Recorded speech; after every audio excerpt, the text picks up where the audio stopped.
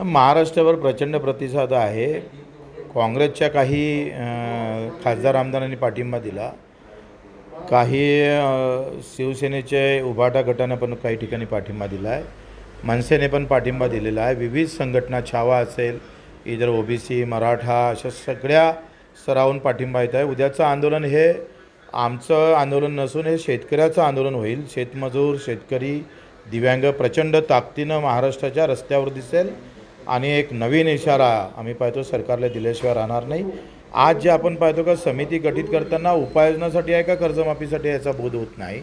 आणि दुसऱ्याकडे मुख्यमंत्री जे बोलतात ते म्हणतात का आता यावर्षी चांगलं पीक पाणी होणार आहे, मग कशाला कर्जमाफी द्यायची, मग कशाला तुम्ही आश्वासनं दिले। पीक पाणी जर चांगलं होणार होतं तर तुम्हाला काय कोणी तलवार ठेवली होती छातीवर का तुम्ही आता माफीची घोषणा करा, 7/12 कोरा कोरा म्हणा। एका इकडे असं म्हणायचं आणि दुसऱ्या इकडे त्याच्यातून बाहेर निघण्याचा प्रयत्न करायचा असाल तर प्रश्न पीक पाण्याचा नाही आहे मुख्यमंत्री महोदय, प्रश्न आहे भावाचा। मागच्या वेळेस भाव भेटला नाही म्हणून कर्जमाफीचा विषय समोर येतो आहे।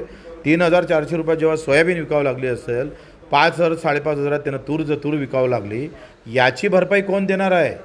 आणि या बाबतीत तुम्ही बोलत का नाही? म्हणजे दुष्काळ पडल्यावर कर्जमाफी आणि भाव भेटला नाही, पिकून जर विकल्याच गेलं नसेल आणि विकलं तेव्हा तुम्ही पाहतो लुटलं असेल तर त्याच्यातून आलेली मागणी कर्जमाफी आहे आणि तुम्ही घोषणा केली होती। त्याच्यानं अशा पद्धतीनं शेतकऱ्यांना भूलथापा देणं थांबवावं मुख्यमंत्र्यांनी।